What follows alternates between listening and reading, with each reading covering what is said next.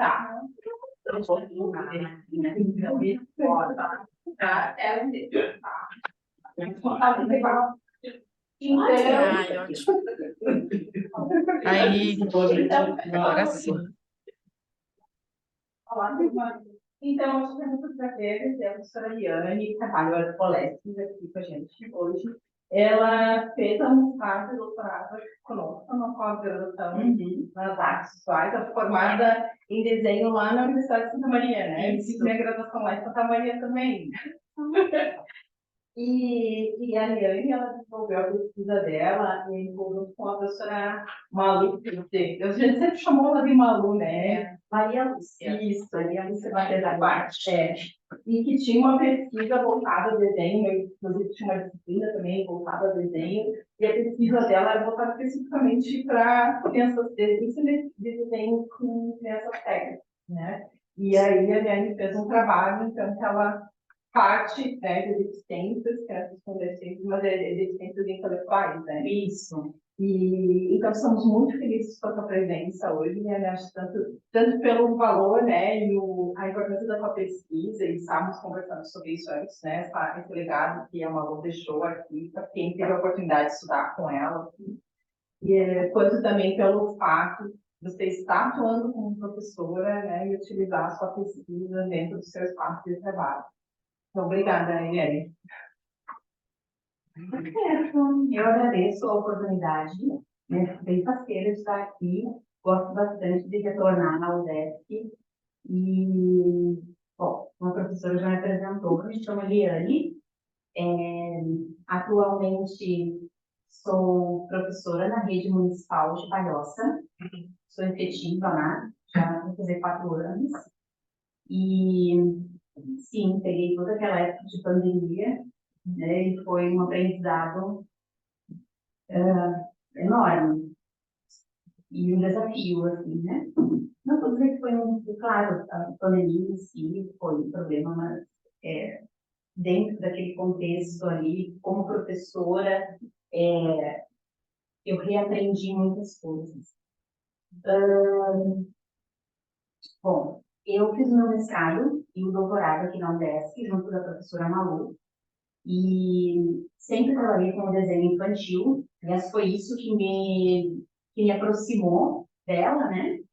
Então, eu corri atrás aqui, eu vim de Santa Maria, naquele mesmo ano do Rio Grande do Sul, né? E naquele mesmo ano eu corri atrás, eu comecei a pesquisar coisas da professora, porque eu tinha muito interesse em desenho infantil, e vim, né? Fui aluna especial dela numa disciplina, e ali começou a nossa aproximação. No mestrado, eu trabalhei como, eu pesquisei, fiz uma análise do desenho de uma criança surda. Na época, eu trabalhava numa escola que tinha uma sala de, como se chama? Uma sala bilíngue. Eu não sei se ainda tem esses recursos nas escolas, era uma escola estadual, ali no centro de Florianópolis, e eu atendia, então, essa sala de bilíngue, né, onde as crianças surdas aprendiam português e a Libras. E naquela época aquilo me despertou bastante, né, e surgiu a ideia de fazer. Eu entrei, inclusive, no mestrado com uma outra proposta de projeto e acabei modificando. Depois que eu entrei, a Malu concordou e seguimos em frente, assim, com aquela proposta, né, de análise do desenho de uma criança surda. E já no doutorado, eu já estava trabalhando na PAI aqui de Florianópolis, aqui em Itacoruí. Então, eu fiquei, acho que foram ao todo ali mais ou menos 4 ou 5 anos. Eu acho que foi isso. E naquele percurso ali, né, de muitas aulas, porque era um trabalho puxado, né? Eu era professor, é uma dinâmica diferente da educação básica, mas é tão puxado quanto, né? Então, ali naquele meio, eu comecei a perceber que eu tinha alunos adultos com deficiência intelectual que não desenvolviam nenhum mecanismo gráfico, não tinham, a gente, a grosso modo, assim, não sabia desenhar, né? E aí eu comecei a ficar empolgada com aquilo, né? E comecei a pensar como é que eu posso fazer para aqueles meus alunos lá no início, na época era SAED, né? Serviço de Atendimento Educacional Especializado, então, enfim, é tanta sigla aí, vai mudando, mas é SAED também. É a E agora, enfim. Como eu podia fazer para que aqueles meus alunos crianças chegassem numa fase adulta com uma motricidade muito melhor do que aqueles alunos que provavelmente não tiveram a mesma estimulação que os pequenos estavam tendo, né? Até porque, imagina, um aluno de 50 anos, há 13, 14 anos atrás, ele, como que foi a infância dele? Será que tinha todos os recursos, as pesquisas, os estudos que tem, né? Então, será que aquela criança, naquela época, 50 anos atrás, ela era estimulada? Como que ela era? E daí a pessoa chega numa fase adulta e tem coisas que ainda não estão desenvolvidas. Então, isso tudo comecei a questionar dentro ainda da APAE e assim, e isso foi uma espera também, porque ainda não tinha o curso de doutorado aqui, mas eu já conversando com a Malu na época, eu disse, Malu, eu quero pesquisar isso aqui, eu quero pesquisar nessa linha aqui. Ela não está tudo certo. Ela também já estava programando aqui aquele livro do vocabulário fotográfico, então a gente começou nessas conversas, né? Então, quando abriu o doutorado aqui na UDESC, eu, né, já estava com praticamente tudo pronto. Assim, digamos de pesquisa, né? Aí depois teve toda aquela questão de conselho de ética, daí o projeto vai e volta, e vai e volta. Enfim, já está trabalhando com pessoas como sujeitos da pesquisa, né? Bom, a princípio, se vocês quiserem também fazer perguntas, né, no meio aqui da minha fala, vocês podem me interromper, tá? Eu trouxe alguns slides aqui, muito sucintos, sobre a pesquisa. Eu até queria trazer mais, porque eu vou mais falar mesmo do que me guiar aqui, então a gente vai ficar mais aqui umas imagens. Pode trocar.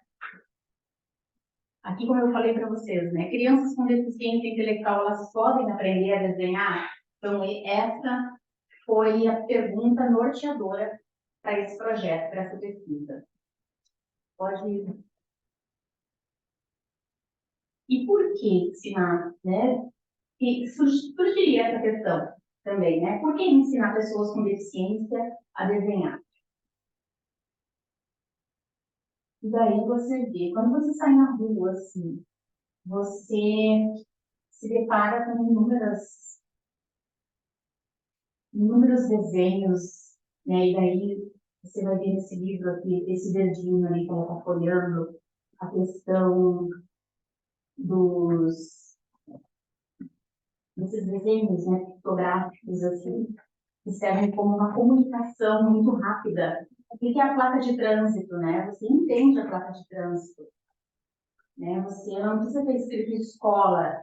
Na faixa de segurança tem aquela placa com duas pessoinhas, assim, passando. Você sabe que ali tem uma escola. Entre outras tantas, né? Então, desenho, ele está no nosso cotidiano. A gente pode aprender a se comunicar com o desenho. O desenho, ele vem antes da escrita. Então, uma dessa que eu pensei que seria uma necessidade para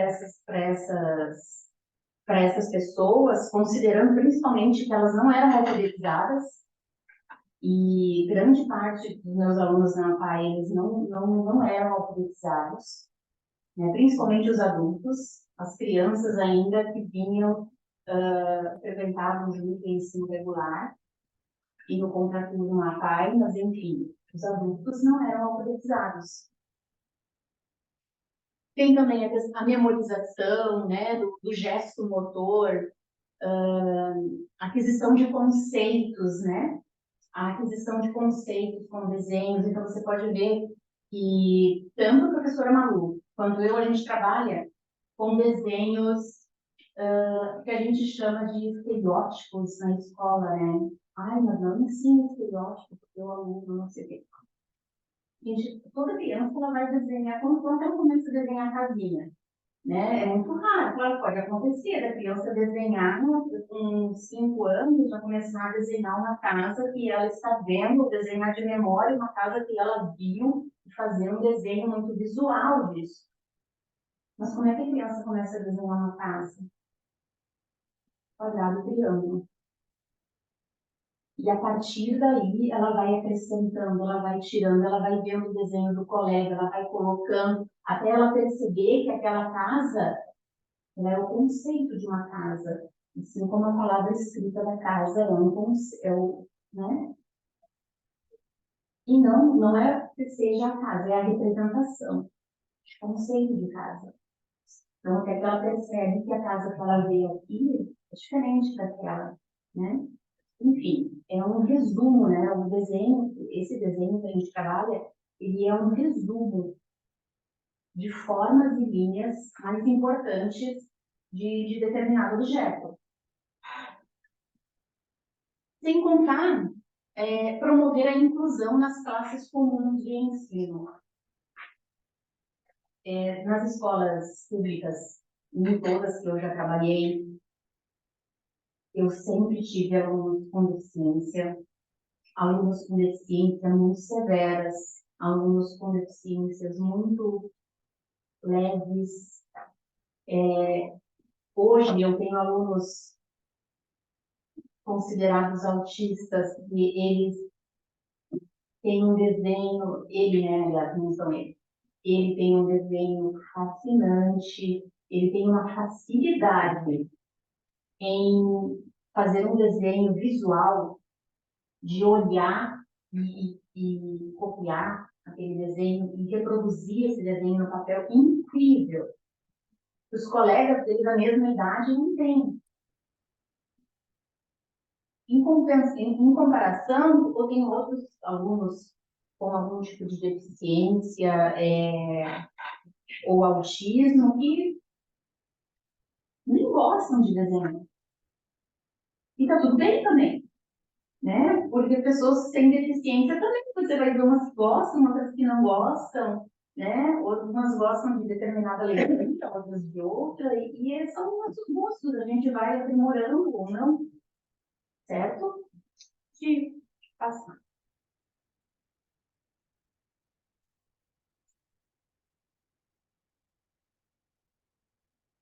Tá? Aí eu trouxe o objetivo, né? Organizar estratégias e proposições de ensino, então foi isso que eu fiz. E é isso que eu vou apresentar aqui. São as estratégias, e aqui no livro também, as estratégias de ensino, de desenho, que eu preparei para aplicar com esses grupos de alunos que eu selecionei ali na APAE.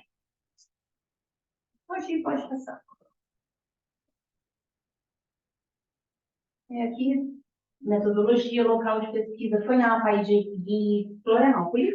Aqui também, tá? Foram 6 alunos, então até 2 turmas, uma com 2 alunos de 9 anos, os 2 pequenininhos com síndrome de Down, ambos, e uma outra turminha com 4 alunos, de mais ou menos de 12 para 13, que estavam naquela transição ali. Já não eram crianças, né? Considerado pré-adolescente, né? Mas, enfim, pode passar. Eu já gostaria de fazer uma pergunta. Essa foi a sua pesquisa do doutorado? Isso. Porque eu acho que é sempre uma dúvida, né? Que está montando um projeto. pretende trabalhar com participantes, né? Quantas pessoas a gente vai incluir, e fala com o link no mestrado, eu imaginava assim, não, vou entrevistar 10, 15, e aí quando a gente começa a desenvolver o trabalho, a gente percebe que a gente precisa dar essa enxugada, né? Porque a coleta gera muita informação. Muita informação, e você vai dar conta de organizar todas essas informações. Eu preciso falar mais alto ou tá acessível o volume? Vamos ver se alguém comenta. Aqui no vídeo tá tudo certo. Ninguém reclamou. Pronto. Tá. Certo. Então, quando você seleciona objetos, né, para essa pesquisa, realmente, às vezes, claro, às vezes você pode começar com um número grande, porque às vezes a tendência no começo, você começa com 10 e termina com 3. Aconteceu isso comigo aqui. Teve uma turma que eu comecei com 6 alunos e acabou com 4. No mestrado foi a mesma coisa. A princípio eram 2 crianças surdas, ficou uma no final. Então, você precisa pensar também nesse, como que a gente chama, assim, tem uma expressão para isso, né?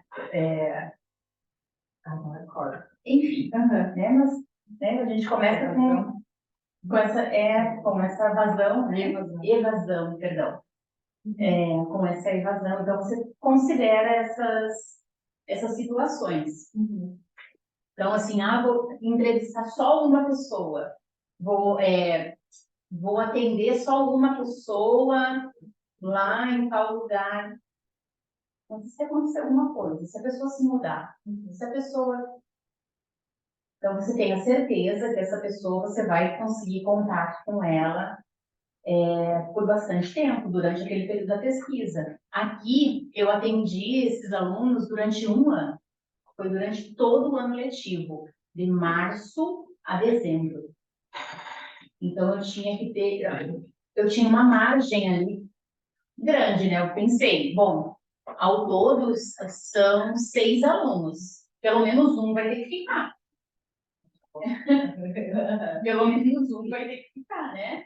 E, enfim, daí eu, claro, comecei com 7 e acabei com 6. Só uma aluna que não. E outro aluno também que no meio da pesquisa quebrou o braço. Olha só, quebrou o braço e ficou 2 meses sem, sem poder frequentar a PAI. Então, poxa, imagina se eu estivesse tendo um número mais limitado, é uma situação. A minha sorte é que daí no segundo semestre ele voltou, e daí ele voltou com tudo, e eu acabei considerando, eu consegui trabalhar bastante com ele. Pode.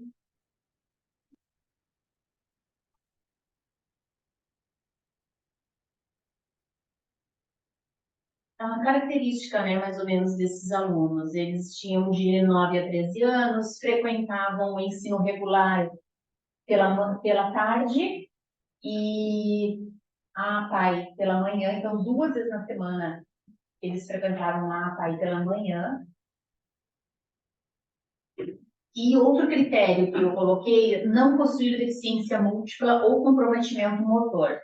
Então, a pesquisa visava uma situação, que era ensinar desenho a crianças com deficiência intelectual. Se eu pego uma criança que já tem ali, tem deficiência intelectual, ela é cega e já tem um comprometimento motor, já é uma outra situação que eu tenho que pensar. Então, eu tive que fazer uma peneira, assim, também, né? Pode passar. Aqui, como é que foi a organização e análise dos dados? Eu separei a pesquisa em preparando para o desenho e desenhando os esquemas gráficos. A partir de agora eu vou usar bastante esse termo, esse esquema gráfico, e vocês vão ver que tanto no meu livro quanto no livro da professora Malu, a gente fala muito em esquema gráfico, e é esse desenho, né, que eu acabei de falar para vocês. E, a grosso modo, se chama na escola de desenho estereotipado, enfim. Mas, querendo ou não, a criança sempre começa dali, né? E claro que tem toda a questão expressiva da criança, né? E eu sempre digo assim, poxa, tantos artistas que se utilizam de esquemas gráficos. Olha a Tarsila do Amaral, olha os trabalhos dela, né? Tem muitas formas ali, quadrados, círculos, e ela vai criando aquelas imagens com formas muito simplificadas, né? Então era essa a ideia, né? Trabalhar com formas simplificadas para que essas crianças conseguissem organizar isso no papel, preparando para o desenho. Então, aqui a gente trabalhou exercícios, né, de figuras geométricas, linhas, tipos de linha reta, linha curva, linha ondulada, linha diagonal, linha misturada, linha cortada, linha zigue-zague, e todos os nomes que a gente pode inventar para linhas. E as formas geométricas básicas? Círculo, quadrado, triângulo e retângulo. E a Malu sempre me puxava a orelha, porque eu colocava o retângulo e o quadrado tudo na mesma... Né? Não, você tem que falar quando você está usando quadrado e triângulo. E, enfim, até hoje daí eu fico me policiando, né?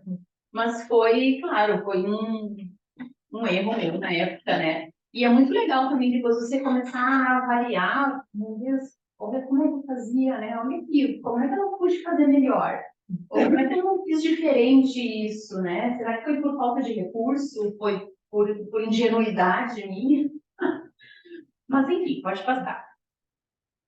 Aqui a gente trabalhou com reconhecimento de formas geométricas, com desenho à mão livre de formas geométricas, com desenhos a partir de...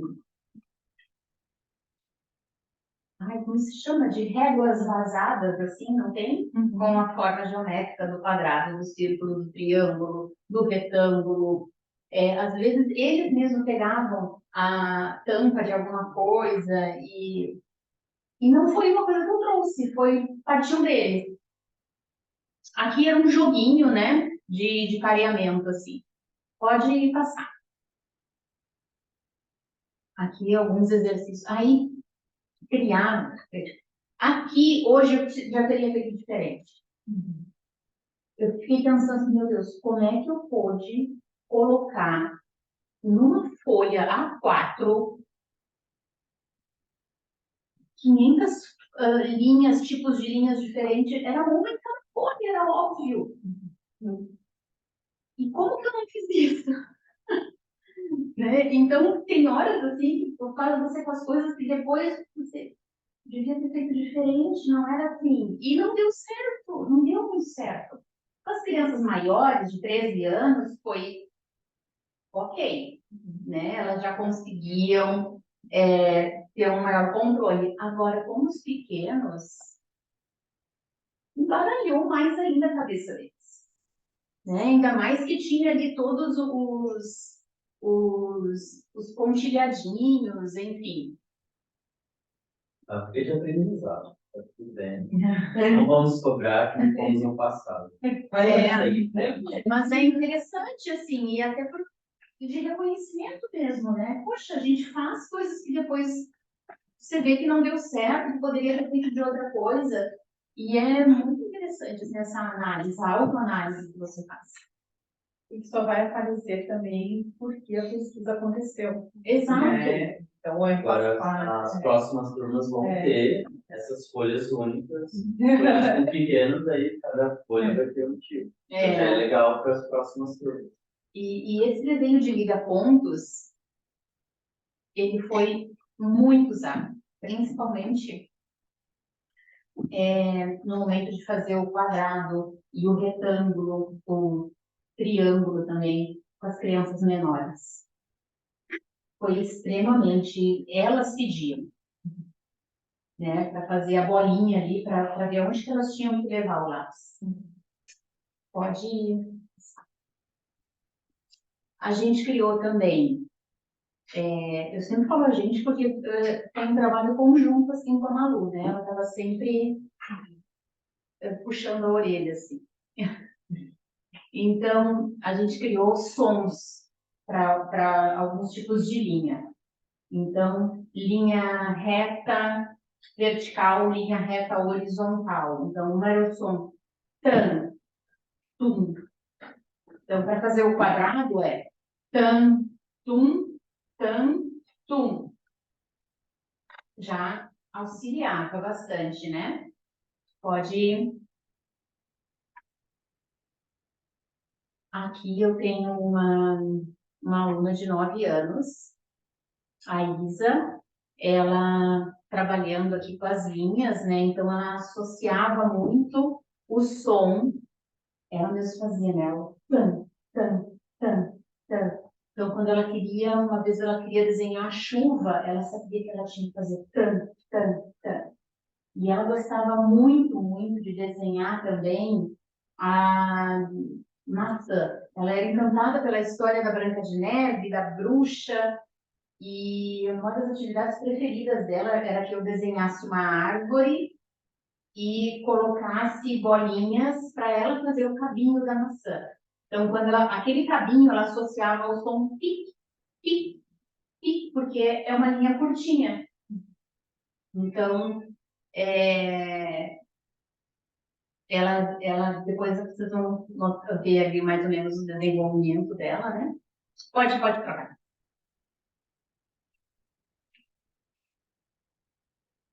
Aqui, deixa eu ver, eu tenho um vídeo. Passou?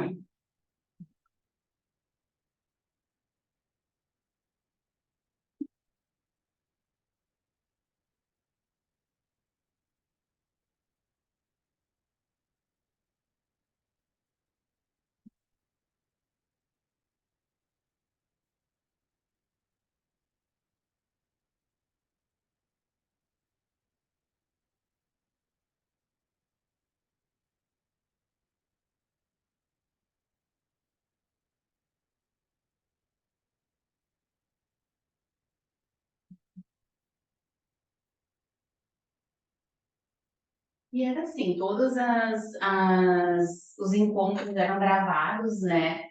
Então foram, não lembro agora quantos encontros, eu devo ter isso anotado em algum lugar, mas foi uma vez na semana, de março a dezembro, foram alguns, né? Então, quantidade de vídeos para ver. Então, e descrever também depois, né? Então, cada vídeo que eu fazia, eu não deixava acumular muito já. Ia lá e fazia descrição, porque quando, na hora de analisar, era mais fácil analisar a descrição, e quando eu tiver dúvidas, ia lá, voltava no vídeo, do que ficar olhando vídeo por vídeo, né? Pode passar. Formas geométricas, como as formas geométricas aqui foram as básicas, né, como eu falei, né, círculo, quadrado, retângulo, triângulo. Algumas as crianças já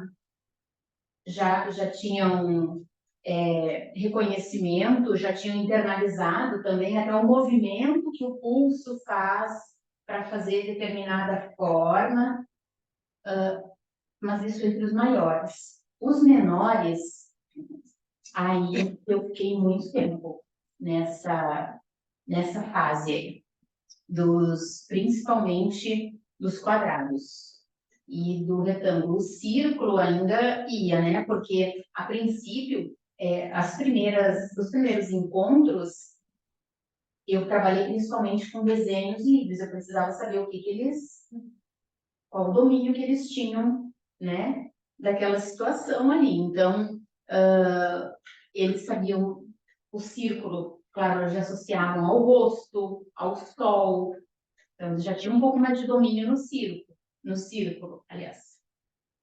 Pode passar.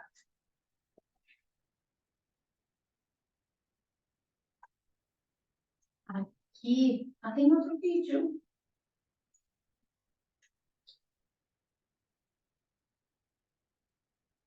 O recurso da régua também era uma esses são os maiores, tá? Então, eles que...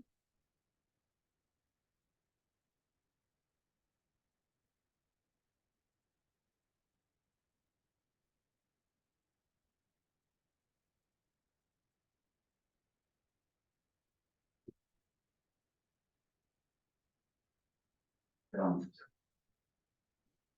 São uns cortezinhos assim, né? Então, ali tinha uma casinha de madeira, onde eles também, volta e meia, eu trabalhava também com essa questão visual, de trazer o desenho para eles, de trazer um objeto daquele desenho, que apresentasse esse desenho. Eu não sei se o vídeo parou ali, né? Parou. Ah, tá. Então já pode passar para o próximo. E aqui eu tinha algumas formas geométricas separadas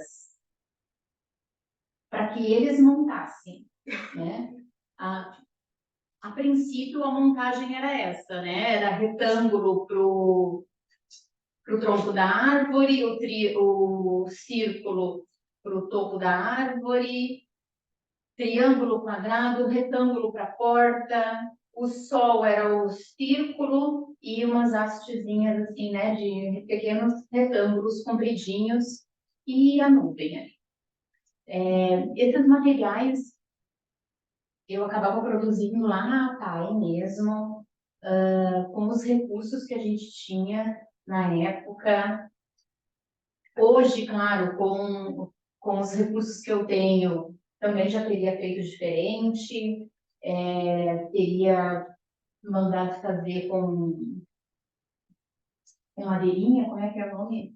MDF, então, enfim. Mas aqui, pelo menos, eu tinha também esse recurso da cor, né? A cor também eles iam associar ao objeto. Pode passar. Nessa ideia dos MDFs, só pintar os MDFs. Também, né? Claro. Aqui, e daí vocês vão ver, nesse livro aqui o verdinho, pequenininho verdinho, a Malu, ela fez uma série de esquemas gráficos com animais. E deixei para o segundo semestre eu trabalhar com essa questão dos animais, que vinha, exato, que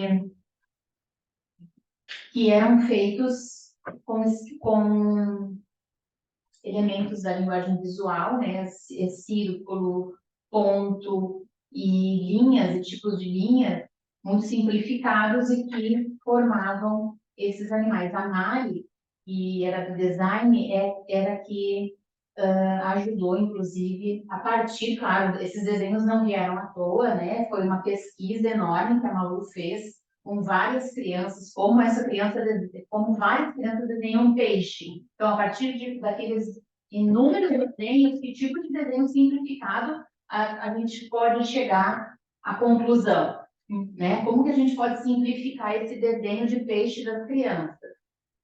E assim foi com todos. Eu não trabalhei com todos, eu trabalhei com alguns.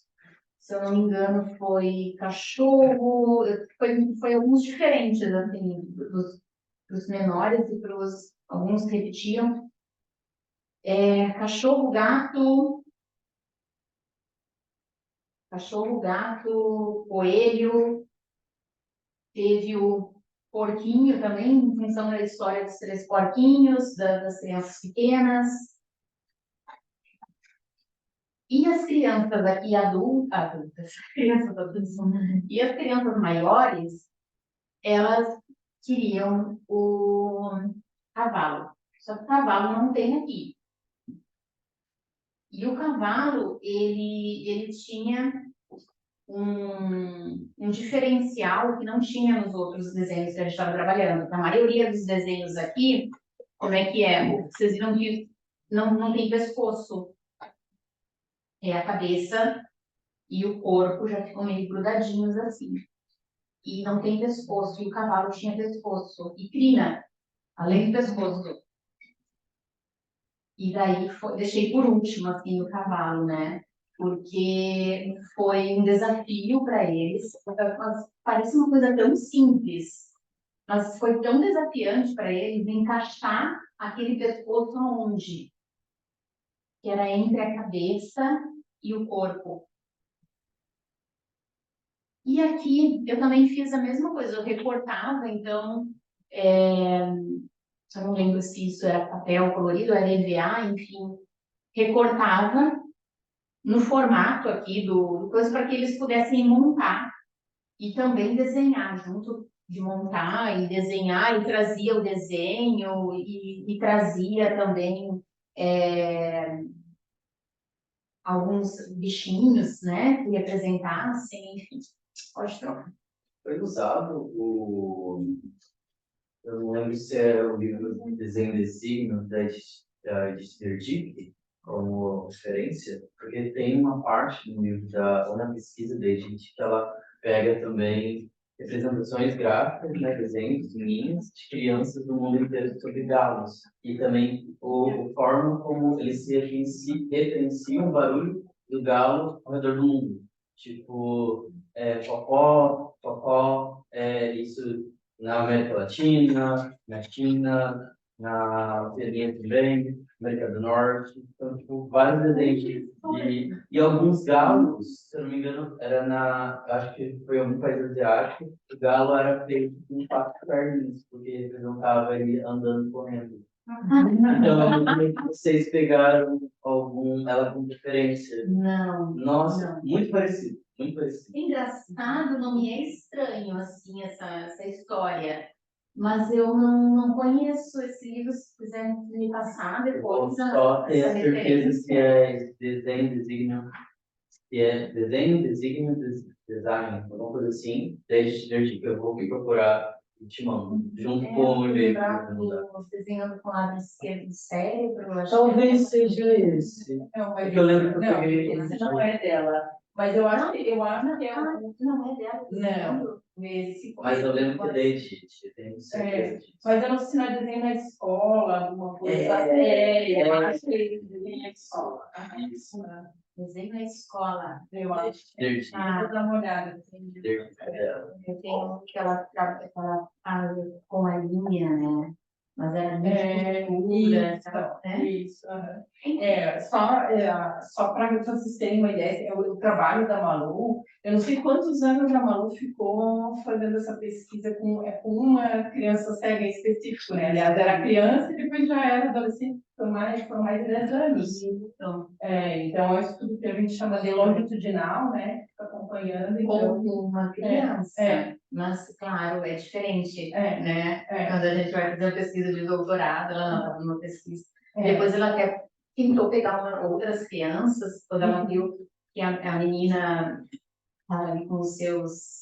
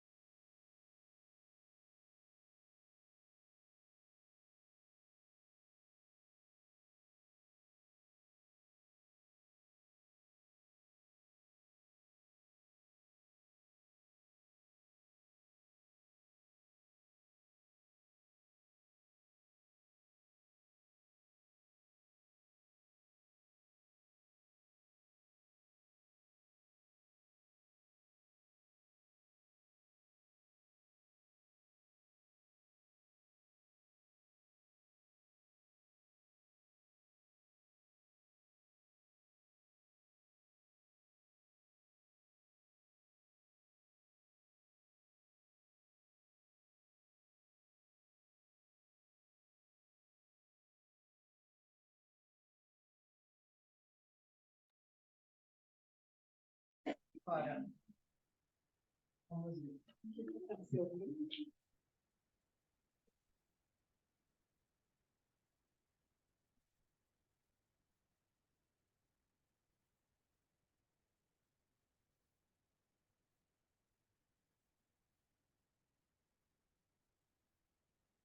O pessoal pode dizer se está funcionando, se estão ouvindo agora ou não.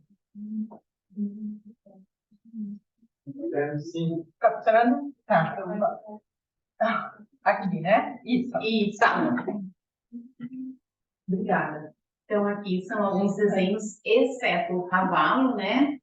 Referência daquele livro ali do vocabulário fotográfico. Pode passar.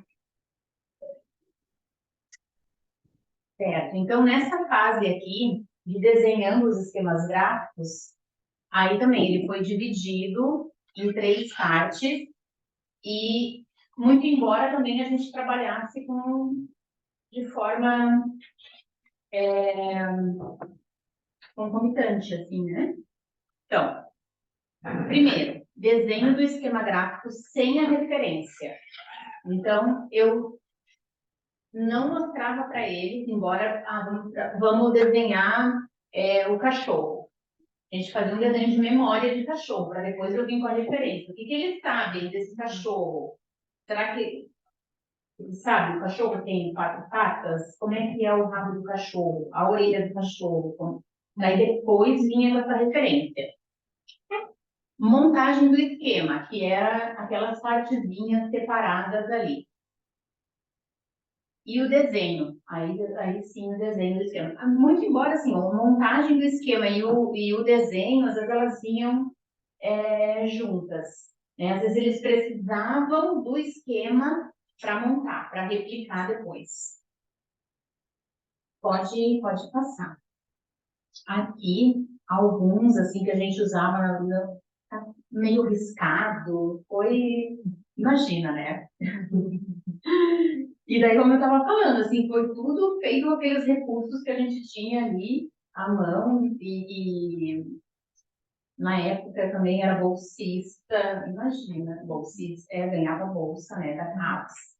Aí você imagina, né, não podia trabalhar, como se eles não fossem trabalhar, mas não podia trabalhar e te vira, né, esse recurso aí é para você fazer sua pesquisa, pagar aluguel, pagar conta e... A minha sorte é que eu não precisava de transporte para vir para o desk. Senão, olha... Enfim, pode passar. Aqui também, né, os de transporte, a gente trabalhava essa meia-lua também, né, trabalhar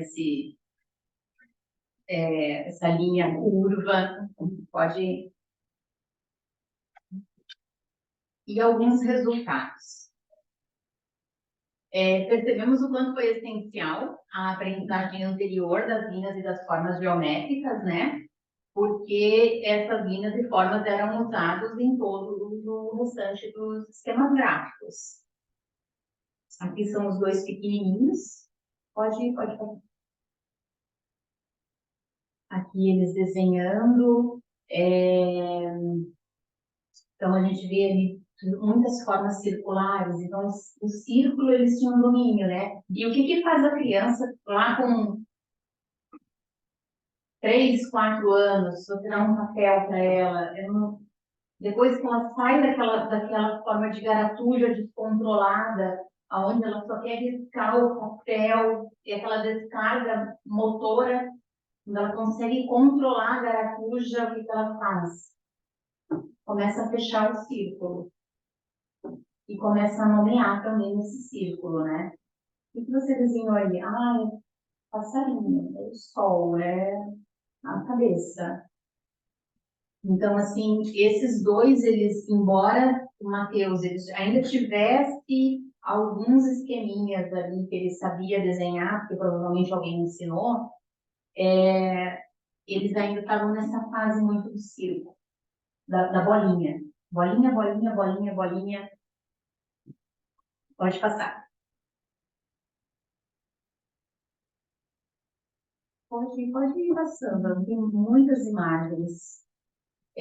Os participantes criaram seus próprios recursos de desenho, né? Então, o liga-ponto, o contorno da forma, molde vazado, a régua. Então, aqui ela estava, embora ela tivesse esse domínio do círculo, ela estava contornando a cabeça de círculo ali, porque ela queria um círculo perfeitinho, né? Na época, depois, eu fiquei pensando assim, mas será que ela não está associando o que ela faz, aquele círculo mais aleatório, a esse círculo aqui? Mas depois eu vi que realmente ela também fazia assim, ela entendia que o círculo podia ser a cabecinha da figura humana, enfim. Aqui também, alguns estudos ali, eles trabalhavam, eu trazia, além trazia impressa, né, a, o desenho desse esquema gráfico. Então, aqui ele está assim, tá vendo que ele está com a outra ponta do lápis, né, e ele está meio que estudando, assim, como que ele ia fazer aquele desenho, aquela forma. Pode passar. Eu não sei se aqui, não é vídeo.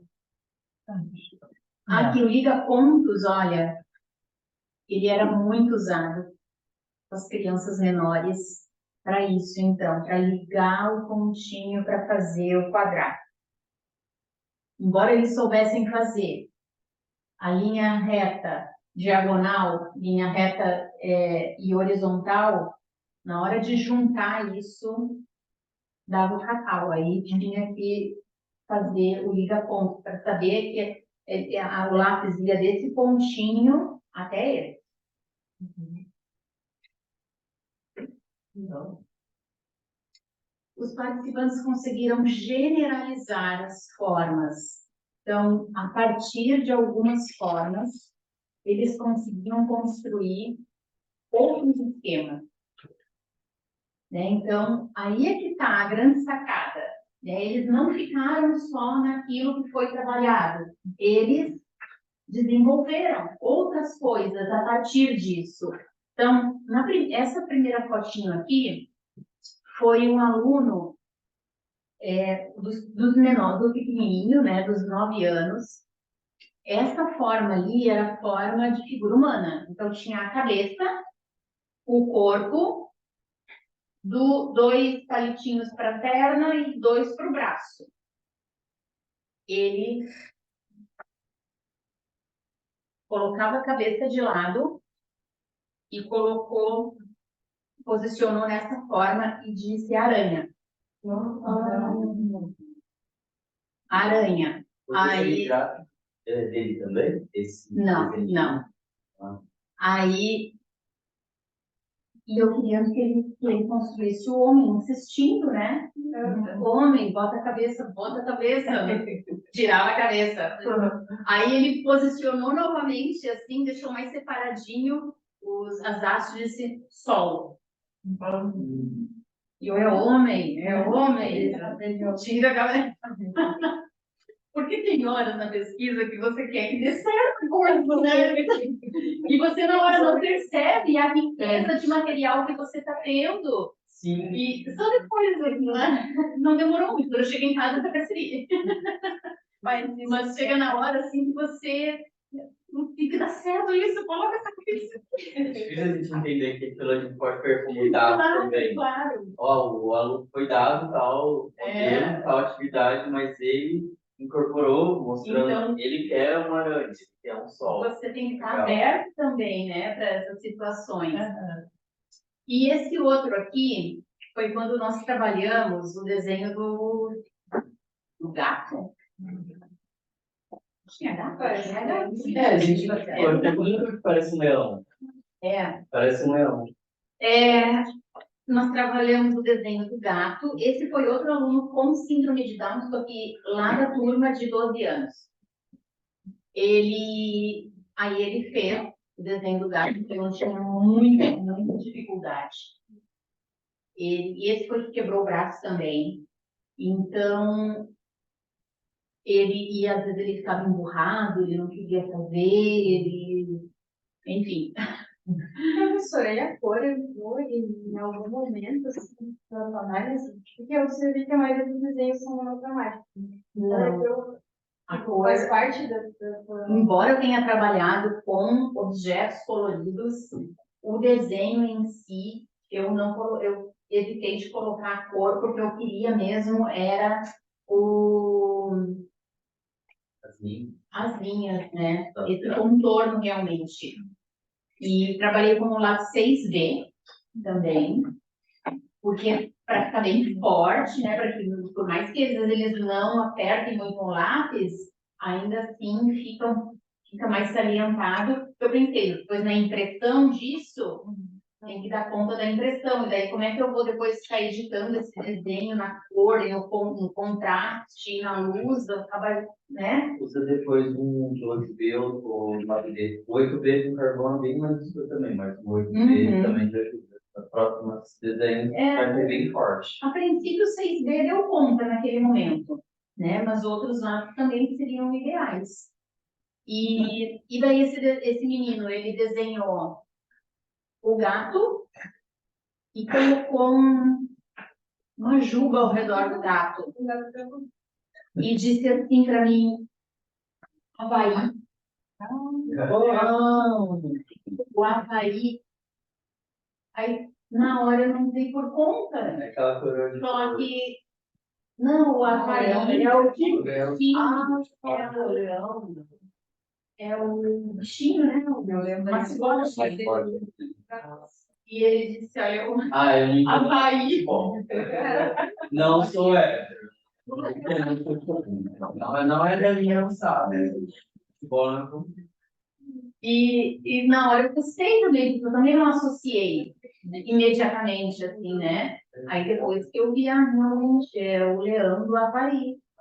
Então, esse menino, como ele tinha uma dificuldade, inclusive, na fala, né? Ele verbalizava, mas eram poucas palavras, e uma delas era o Havaí. Prof, Então, ele... deixa eu fazer uma pergunta.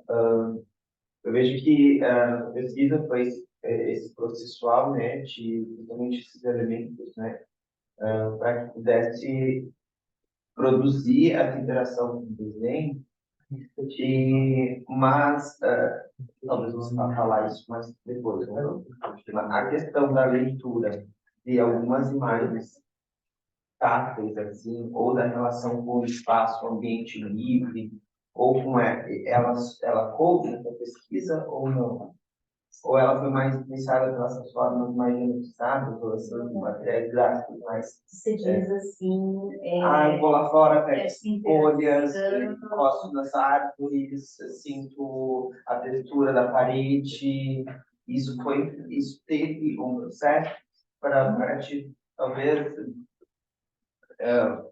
ativar essas experimentações, né, estéticas e conceitualizadas, né? pelo caso do próprio Havaí, né? Exato. Na verdade, a gente sempre estava observando, né? Isso deu muito certo com essa turminha de 12 anos. Então, quando a gente trabalhava tanto as linhas quanto as formas geométricas, a gente ia passear na APAI e olhar aonde que tem círculo aqui, quem acha o triângulo, aonde que tem um triângulo aqui na sala de aula, vamos lá fora, onde que tem linha curva, então a gente ia brincando dessa maneira. Encontrar o tum, tentar achar o tum preciso ter. Sim, onde que tem linha reta, onde que tem linha curva, mas que forma, tem a linha reta aqui na janela, mas que forma é essa da janela? Então, o retângulo é feito com linha reta. Então, sempre tinha esse tipo de... Foi base para poder julgar isso. O papel, de olhar esse espaço, teve muita dificuldade. Porque eu falo pela experiência, às vezes, de ir na sala de aula, de querer experimentar, olhar esse universo, ou vamos tatear a mesa, né? Ou com alguns alunos com algum síndrome e tal, que eu tenho muita dificuldade para poder, talvez, desenvolver e achar esse espaço de poder ensinar com eles com mais calma, ao mesmo tempo, como professor, mas olhar e sentir, não, aqui tem uma textura legal para entender que é uma linha reta, ou aqui, né, aqui que é um círculo, principalmente com cegos, assim. Então, aqui tem uma textura, isso aqui vai dar uma forma, e essa, eu vejo uma dificuldade, eu tenho dificuldade de poder trazer essa explicação para esse aluno, né, com algum sim, um pouco mais piscina. Então, é mais nesse sentido, quais eram as táticas, né, usadas para fazer essa experiência. Foi essa, assim, né? De sair, de caminhar, de olhar, de ver, então aqui, naquela mesa ali, essa mesa aqui, é um quadrado ou é um retângulo? E realmente, às vezes eles tateavam, né? Mas foi mais essa questão do reconhecimento mesmo, né? De reconhecer as formas e as linhas no ambiente onde a gente estava inserido.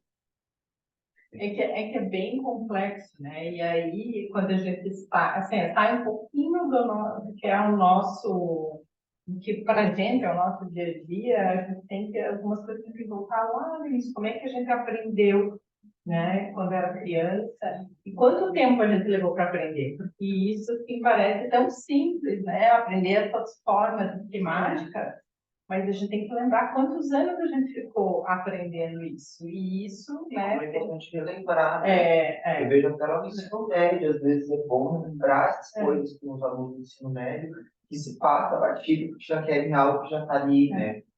Então, tem joguinhos que eu vejo que muitos deles usam hoje que já voltam para essas coisas que eles tinham super perto.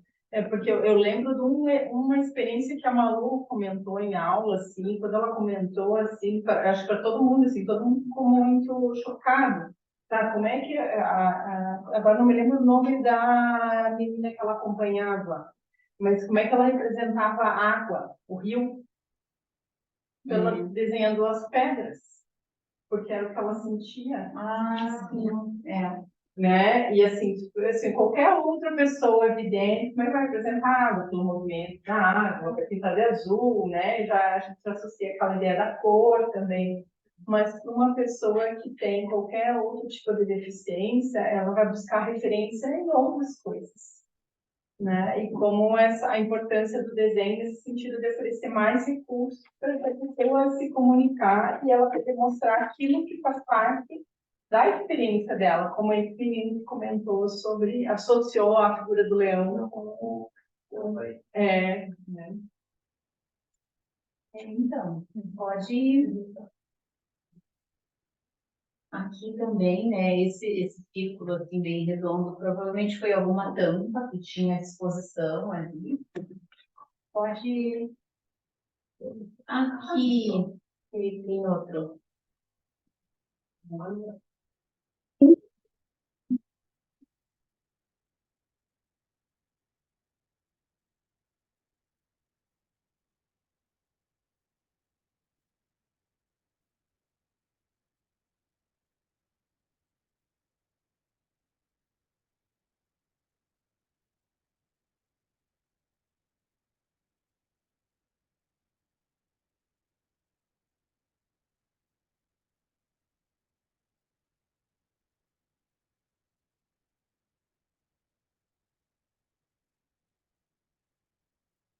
Uma vez eu vi nas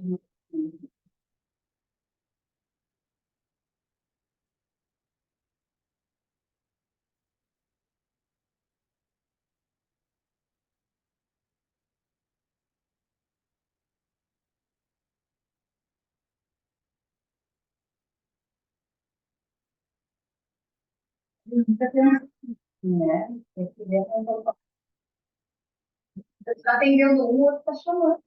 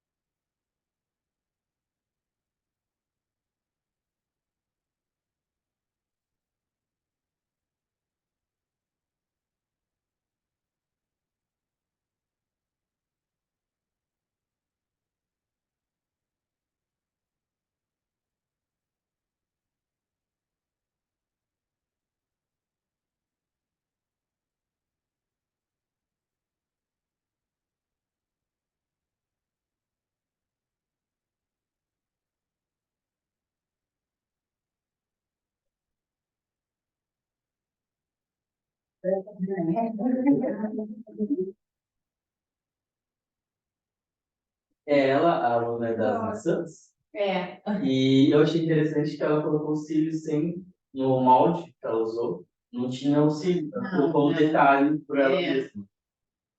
E você Legal. percebe assim, né? Tanto naquele desenho do leão do Havaí, quanto agora nesse, o número de pernas. Isso é muito frequente nas crianças.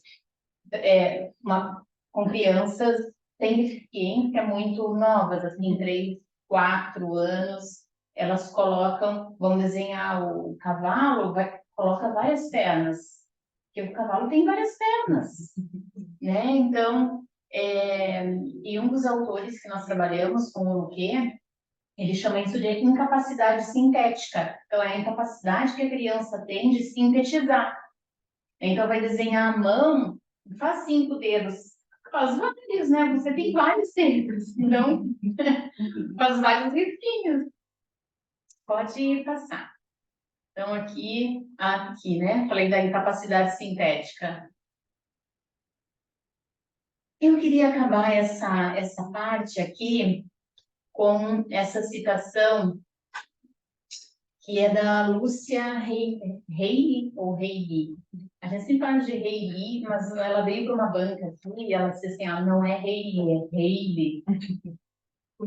Mas enfim, e foi uma citação e eu queria muito pegar o original dessa citação, assim, mas eu não encontrei nesse artigo aqui, né, da patrocínio e leite. Eu achei, assim, conversava muito com a minha pesquisa, né? A criança não passa diretamente do rabisco ao homem cabeça-pernas. Ela desenvolve do rabisco descontrolado ao rabisco controlado. A criança deficiente pode ficar muito tempo nessa fase dos rabiscos. E se o professor não reconhece a evolução que acontece nessa fase, ele não vai saber reconhecer o desenvolvimento que a criança está tendo. Quando a criança consegue desenvolver, né? Porque se ela não está sendo estimulada, ela vai ficar quanto tempo na fase dos rabiscos? E era isso que estava acontecendo com os meus alunos adultos. Era o rabisco.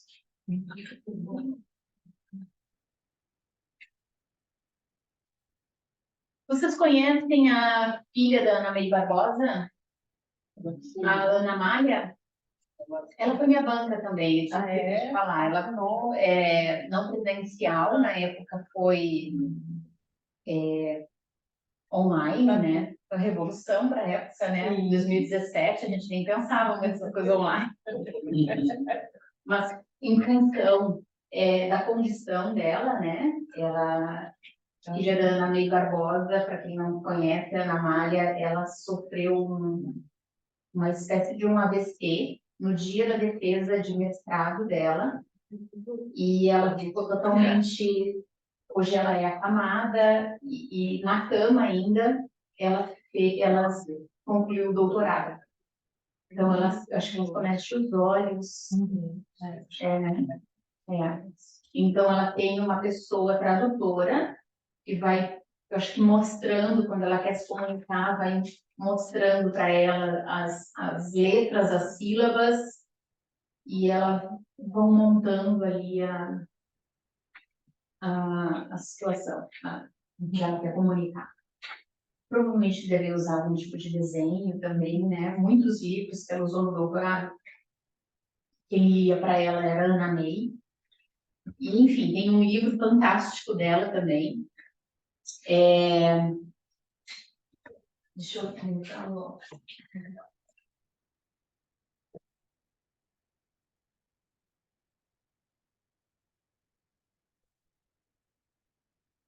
Além do corpo, uma experiência em arte e educação.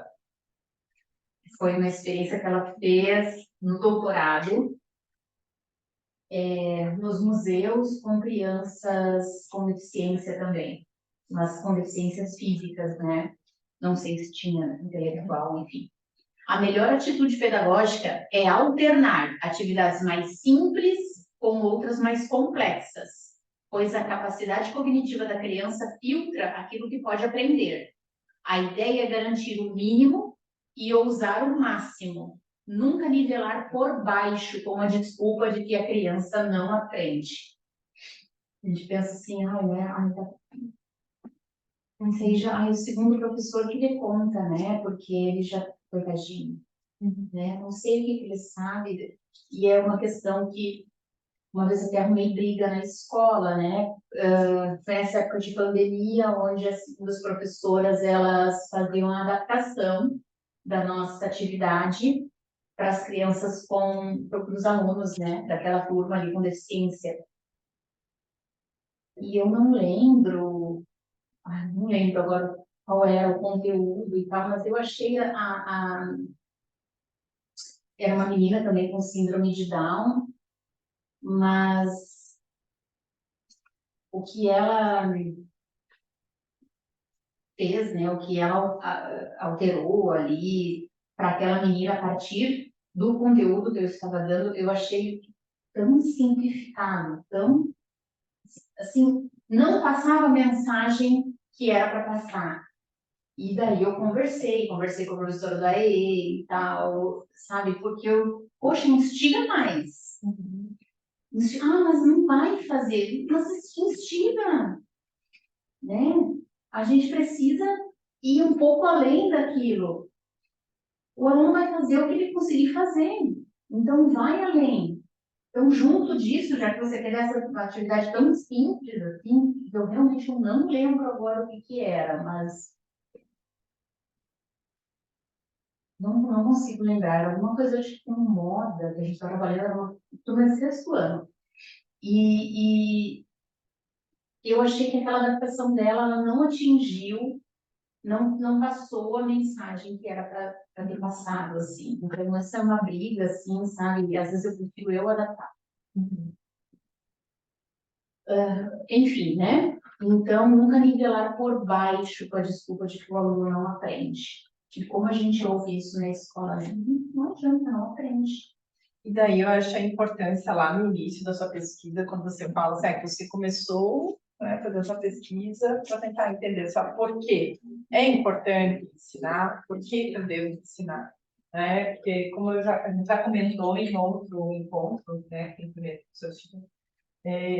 a gente em sala de aula, a gente tem que saber defender isso, né? Para a gente conseguir defender aquilo que a gente acredita que a gente está fazendo ali. Assim. Então, a importância dessa pesquisa, e se a gente não sabe responder, a gente continuar se questionando, né? Por que ensinar desenho para crianças com deficiência, né? Exato. Porque se a resposta é não sei, talvez isso se perca, né? Porque, então, quem sabe vamos fazer algo mais fácil, mais simples, né? Mas no momento que você tem uma convicção de uma resposta, bom, então eu preciso continuar instigando, eu posso ir além, posso testar outras coisas mais à frente, né?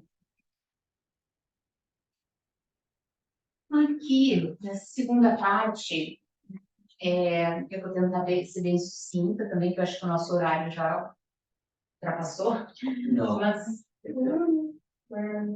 São 13h15. É que eu tinha combinado com a Floriane para ela ficar 1 hora e meia, mas para não tomar muito. mas a gente já começou um pouquinho, então vamos considerar esse atraso ali. Tá. Eu sei mais quanto tempo, só para a gente pensar no intervalo daí? Sei lá, uns 20 minutinhos. Aham, Ah, pode ser, pessoal. Tá. E daí, para depois podemos intervalo, né?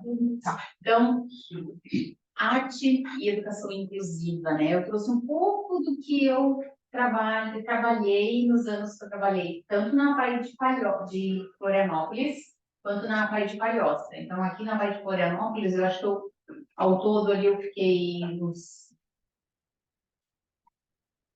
5 anos. Bom, eu sei que todo esse meu envolvimento com a Baía foi de 2009 a 2019. Ao todo ali foram 10 anos. Contando também esse tempo de doutorado, que eu estava sempre fazendo assim, embora eu não estava trabalhando ali, mas eu estava sempre com esse vínculo.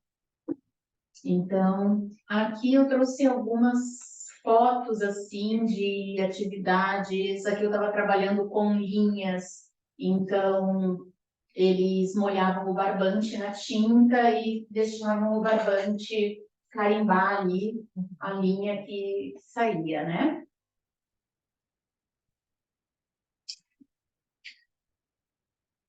Mas agora eu estou me perguntando por que eu deixei esse slide, enfim, né? Aqui. Quer que eu passe? Posso falar? Eu posso falar bem rapidamente, né, sobre isso, tudo sobre deficiência. Eu, na época do doutorado, eu fiz uma disciplina como aluna especial na UFSC, em psicologia, na área de estudos sobre deficiência. E essa disciplina, eu acho que era estudo sobre deficiência, ou uma coisa assim. E aqui eu coloquei alguns modelos de deficiência no decorrer da história, né? Que era o modelo caritativo, que era aquele de caridade, né? Aquela instituição que acolhia as pessoas com deficiência, porque eles eram os coitadinhos, e entendia a deficiência como um castigo divino, né? Associado à culpa, à vergonha. Então, esconde esse filho, né? Que tem deficiência. O modelo médico, que trazia essa concepção de que é uma doença, né, dessa patologia, destaca a deficiência no âmbito das suas patologias, pessoas passivas e dependentes. Então, o modelo médico vê muito isso, né? Mas, ó, teu filho não vai falar. Não vai, ele tem síndrome de Down, imagina, e muitas mães, e vários relatos também que a gente ouvia na PAI, principalmente anos 70, 80, a criança nascia com síndrome de Down, que é uma deficiência visível, né? Não é uma deficiência oculta. Teu filho não vai falar, ele nem vai ter que reconhecer. E daí você vê pessoas hoje com síndrome de Down, nascidas nessa época, que foram muito bem estimuladas e hoje estão trabalhando, estão no mercado de trabalho, né, estudam. E o modelo social, que surgiu na década de 70, vai além do modelo médico e desse corpo lesionado, vinculando as estruturas sociais pela opressão sofrida pelas pessoas com deficiência. Então, ele trata das barreiras sociais, né? Pode passar, eu acho que eu trouxe ali um exemplo, isso. Ser incapaz de mover as pernas, por exemplo, é uma debilitação, mas não poder entrar na biblioteca pública é uma incapacidade. Então, essas diferenças, assim, né? Acredita-se que com as barreiras sendo superadas, implicará em benefícios para todas as pessoas, permitindo às pessoas com deficiência retomarem o controle sobre suas próprias vidas. Então, o que foi o uso da bengala para as pessoas cegas, né, que deu essa independência, ou até do cão-guia.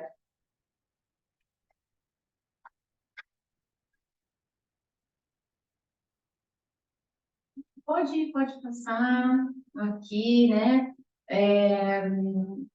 Quando a gente fala em educação inclusiva, né, a gente não está falando só da educação especial, a gente está falando de um conjunto. Aqui eu coloquei só 3: educação especial. A educação inclusiva, então, ela engloba isso, né? Ela é a grande área que tem essas pequenas áreas. A educação especial, educação indígena, educação de jovens e adultos, educação quilombola, enfim. Então, a gente, às vezes, muitas pessoas associam educação inclusiva só com pessoas com deficiência.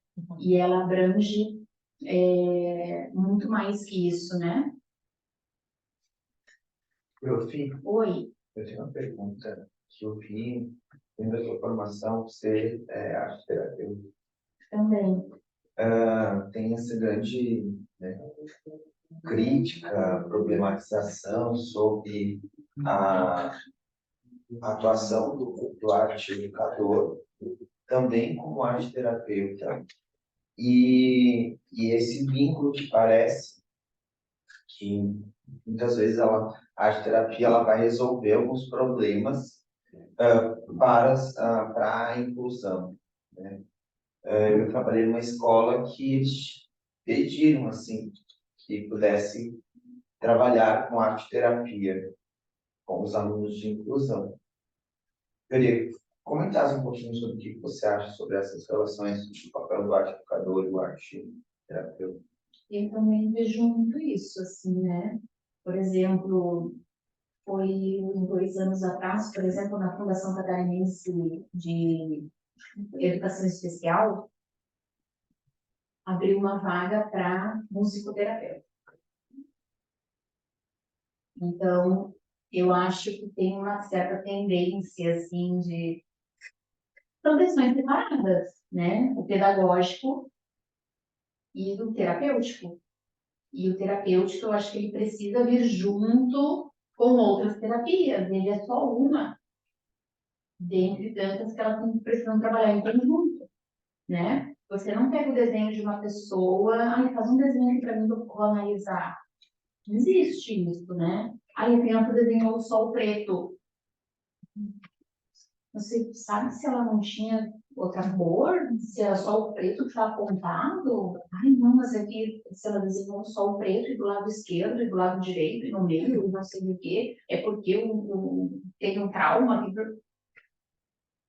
sabe? Então, assim, então, Pode né? até ser, mas também não é o momento de ficar constrangendo aquela pessoa naquele momento. Né? E não é um desenho, né? É uma Vale. série, anos de envolvimento com aquela pessoa. E, pois e agora, assim, né? Não sei se é certo ou errado. Talvez,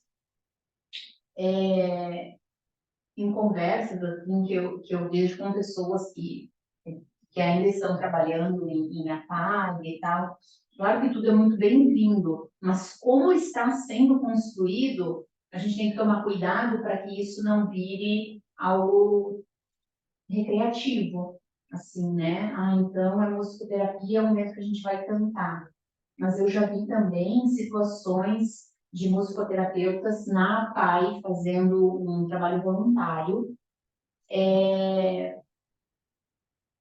aonde você via assim realmente que tinha certas canções que tocavam alguns alunos e eles precisavam botar para fora aquilo, eles tinham que falar, porque despertava no emocional deles, né? Eu acho que é bem-vindo, mas eu acho que não pode ser substituído, né? Eu sei o meu papel, embora eu não esteja atuando como arte terapeuta, nem na escola nem fora, mas a arte terapia me ajuda muito no meu pedagógico, me ajuda muito, assim, né? E a entender algumas situações e tal, mas eu não faço terapia na escola, não é o meu papel. Né? Então a gente tem que ter essas coisas separadas. Eu gosto de falar muito. É professora. Eu acho que um gancho importante que o Eliel trouxe, porque há uma tendência, até por conta dessa tradição histórica, relacionada ao atendimento das pessoas, né? No viés filantrópico, beneficente, caritativo. Há uma tendência de supor que, com boa vontade, qualquer um poderia fazer. Né? E aí eu vejo que tem esse duplo preconceito. em certas medidas, né? Por exemplo, nós aqui, né, estamos numa formação atividade. A gente entende que a arte-terapia é menor do que o feliz trabalho, para essa formação que tem aqui. Existe essa fala, né, um certo preconceito, talvez por conta dessa relação histórica. E existe nas instituições uma demanda do professor, da formação que você recebe, né, o arte educador, de reduzir ou de usar a formação dele como uma terapia. Existem assim, várias distorções, né? Uma distorção que está relativa a essa simplificação ou esse preconceito, e existe a distorção de demandar alguém que trabalha com arte, que é uma formação em arte, a converter aquele seu trabalho em um tratamento, uma ação terapêutica. E isso implica em desvalorizar os profissionais, né? Seja A ou seja B. Então, eu vejo que tem uma questão que passa a entre a relação formação e esse olhar, né, em relação ao outro, que não conhece, não entende a dimensão e simplifica. Né? E aí, geralmente, simplifica desmerecendo. Então, deveria haver na escola as duas coisas, né? Tanto o professor, né, formado em arte, como o professor de outras áreas, e também aqueles que têm funções, né? Seja o psicólogo, seja, né, o fisioterapeuta, porque existem também dimensões corporais a serem trabalhadas, né? O arte terapeuta. Existem N coisas que precisariam estar combinadas. Essa já colocou, eu só estou reforçando para... Trabalhando em conjunto, né? Mas Sim, cada sim. coisa é uma coisa. Exatamente. E a arte-terapia e a aula de arte, e daí bota tudo no mesmo balaio. Exatamente. Tem que ter esse senso, né? De Exatamente. que boa vontade. Porque fica bonito, né? Às vezes fica bonito para quem fala muito fora. Ai, gente, eu tenho uma aula de arte junto com arte, terapia. Aí o pessoal vai sair de lá artista e ainda resolver seus problemas. Pronto, né? Parece que vem um pacote. Eu, por exemplo, né? Uma das escolas que eu trabalho, a gente ainda não conseguiu colocar isso em prática, que é um projeto realmente de arte-terapia, porque na escola já tem um projeto onde eles abrem grupos de conversas sobre determinado assunto, sobre bullying, e daí tem aquele grupinho de alunos, né, meninos, meninas, né?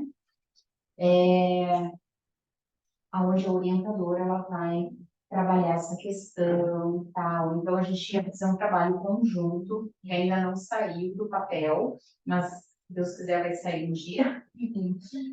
Onde a gente vai também trabalhar alguma questão, fazendo as oficinas de arte-terapia, né? Para que eles consigam se expressar através da arte e ter esse momento de falar. Porque, por incrível que pareça, a demanda na escola, essa demanda psicológica, não sei se é essa palavra, essa demanda psicológica nas escolas, principalmente depois dessa pandemia, é enorme, assim. Então, eu acho que devia né, abrir espaço para que eles coloquem para fora o que estão sentindo, né, saber se expressar, porque às vezes você sente, mas você não consegue, não tem para quem falar, não consegue, né, organizar as palavras para colocar para fora, então a arte-terapia também vem ajudar isso. Mas o meu papel como professora, pedagoga, né, na pedagogia, assim, é o meu papel. Outra coisa é outra coisa.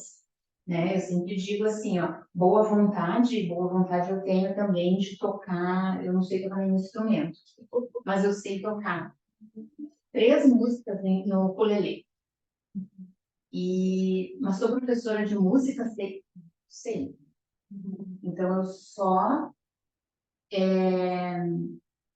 levo o ukulele no primeiro aninho, porque daí eles também não têm muito Não tem muitas críticas. Né? Se tá afinado, se não tá, o negócio.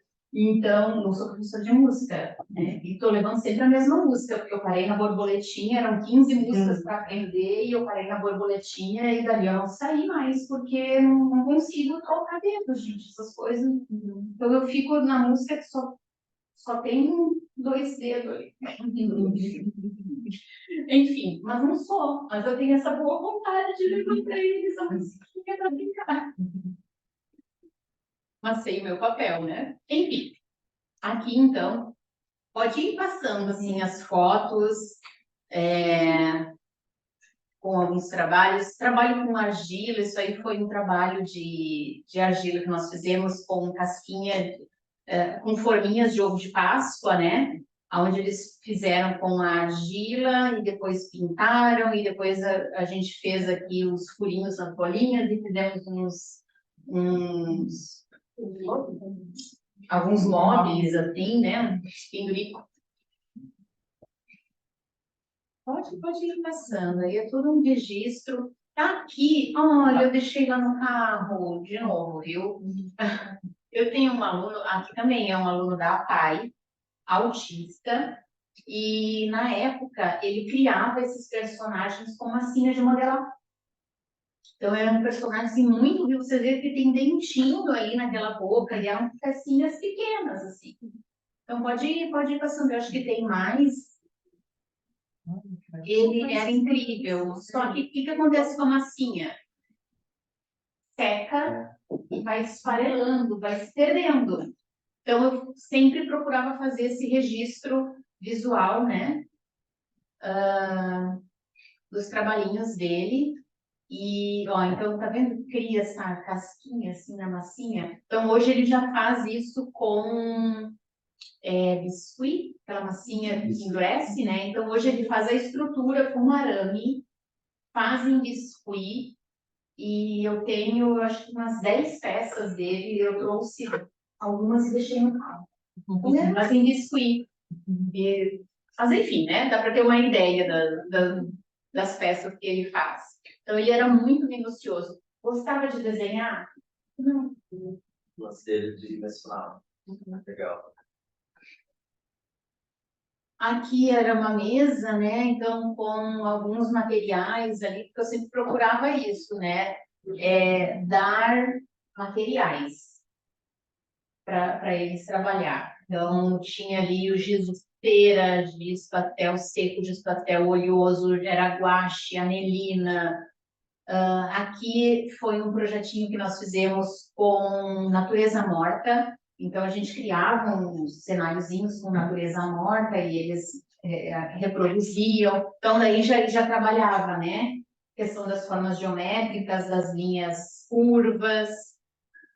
Pode ir passando. Aqui foi com colagem, né? Colagem e pintura, e daí unia. Pode ir passando. Ó, aí recortava e unia. E... Aqui já foi na. Até aqui, até ali foi na Pai de Palhoça, tá? Acho que eu esqueci de falar. Aqui já é a Pai de Florianópolis. Isso ano 2010 ou 2011. Não me recordo. Foi um projeto de xilogravura, onde eu trabalhei a xilogravura com alunos adultos já, da Pai de Palhoça, da Pai de Florianópolis aqui. E nós fizemos uma exposição numa galeria que eu não sei se ainda existe, ficava lá em cima da rodoviária. Pode ir passando, assim, né? Aqui eles trabalhando, né, com... Mas primeiro, claro, foi muito... A gente fez no isopor para eles entenderem o que era a gravura. Muita exercício com as goivas, para que não ocorresse nenhum acidente. Esse aluno aqui era um aluno cego, ele vinha muito pouco, mas quando ele vinha, ele estava sempre participando e tal. E daí ele quis desenhar o sol, como é que era o sol.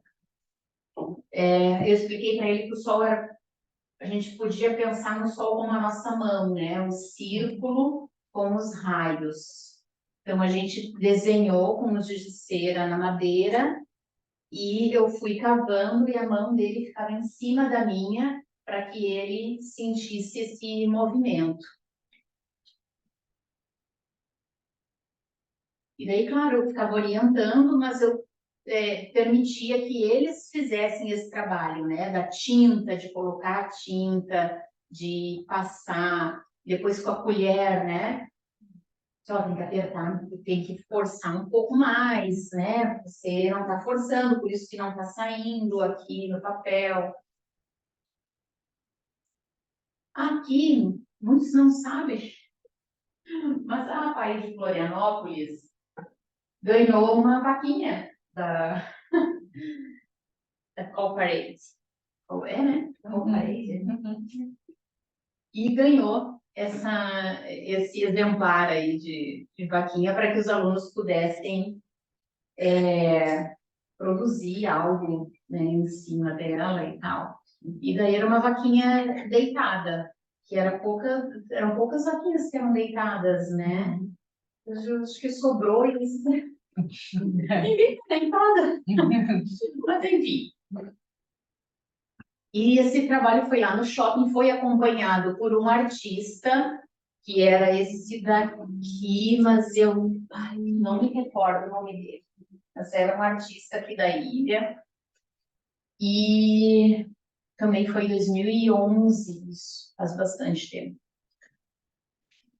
E daí foi ele que orientou, assim, né? O trabalho de pintura foi lá no shopping Beira-Mar, no hall do shopping Beira-Mar. Pode passar. E aqui tem outros trabalhos, né? Aquele ali, ele é viradinho, tá vendo que é uma florzinha, ó, ficou virado. Então, aqui usando recursos, anelina, giz de cera. Isso, se eu não me engano, era um papel de seda, inclusive, que nós trabalhávamos. E algumas referências, que são as mesmas, praticamente, que tem aqui no livro. Enfim, e daí esse ano, finalmente, e era um desejo muito antigo meu, desde o momento que eu terminei o doutorado, de fazer um livro, né, transformar minha tese em livro. E esse ano eu consegui, né, pela editora Apres, e comecei esse processo no ano passado. E finalmente ficou pronto, né? Agora, sábado, eu já lancei aqui na Palhoça, aqui na UDESC, no ciclo de investigações. E vou fazer um outro lançamento agora, sábado, em Palhoça. Não sei, né? Quem mora lá. Em Palhoça, na Casa de Cultura de Palhoça. Agora, em Palhoça tem uma Casa de Cultura. Não estou sabendo. Tem uma casa de cultura, a antiga prefeitura, na frente da Praça 7. Lá da igreja. Isso. Agora a biblioteca fica ali, do lado da catedral, da igreja, né? Então tem a casa, acho que é uma casa amarela, bem antiga ali, né? E tem a Casa de Cultura Soriana, que fica na Enseada, né? Sim. Algo mais, alguma pergunta? Eu não posso fazer pergunta, porque as minhas já estão. Eu vou gastar aqui. Mas alguns comentários que eu vi pela aula, eu ia comentar também se você fazia exposições com esses trabalhos, mas eu vi ali que da xilografura aconteceu, mas porque eu ia comentar de ter também os alunos terem esses trabalhos expostos, né? Por mais que seja feito algum tipo de curadoria, assim, para alguns serem expostos, mas isso é muito legal. Principalmente quando eu vi aquele que acho que a Beta comentou sobre a Branca de Neve e o outro aluno que falou sobre o Leão do Havaí. E eu pensei até no título, em vez de falar atividade, colocar também o próprio título que o aluno comentou, assim, Então. uma coisa bem inusitada, mas eu acho que foi uma coisa que eu acho interessante, sabe? Colocar assim, e aí quando eu me perguntasse, tipo, e esse trabalho, eu tava surgiu assim. Foi muito legal, me lembrou muito trabalho que eu fazia lá em Cambé, com meus ouvintes também, e lá em Cambé eles têm também no centro de eventos tem uma exposição de todas as turmas de escola municipais lá de Cambé, então eu pensei nisso, para você também fazer com suas turmas, com os alunos de escola. Agora, junto com o lançamento do livro, juntamente vai ter uma exposição de alguns trabalhos dos alunos da parte de Palhoça. Legal. Então, a gente selecionou, eu selecionei alguns trabalhos que conversavam também com a temática do livro, né? E a gente vai fazer uma pequena exposição, né? Que bom, que massa. É isso. Muito bom, obrigada, Miane. Foi muito, muito importante assim, a sua participação de novo, né? Tomando lá no início, eu estava falando como a Malu faz falta aqui, assim, né? Um trabalho muito, muito consistente, assim, né?